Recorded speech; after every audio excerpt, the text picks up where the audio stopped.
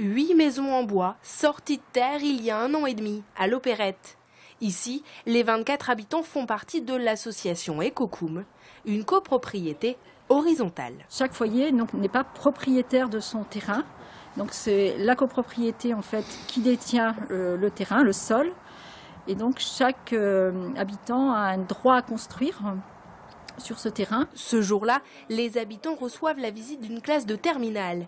Les élèves doivent aménager la station d'épuration de la collectivité, un travail pédagogique pour eux et un aménagement intéressant pour les copropriétaires, car sur ce terrain de 6000 m², tout est participatif. Nous, par exemple, puisqu'on est autoconstructeur complet, on a donc fait appel en fait à des structures, des associations, notamment pour la paille et les enduits de terre. C'était pas uniquement une entraide interne, ça a été largement ouvert vers des chantiers participatifs pour des gens qui veulent se former, quoi.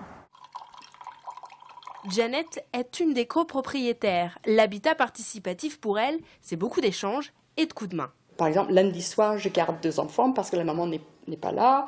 C'est aussi quand quelqu'un se déplace en voiture pour faire les courses, il propose aux autres la liste des courses de chacun, ce qui réduit nos trajets en voiture. C'est pas vraiment vivre les uns chez les autres, hein, c'est pas du tout ça, mais savoir que le voisin est là, la voisine est à côté, si jamais un problème. 19 habitats participatifs comme celui-ci ont vu le jour dans le Finistère.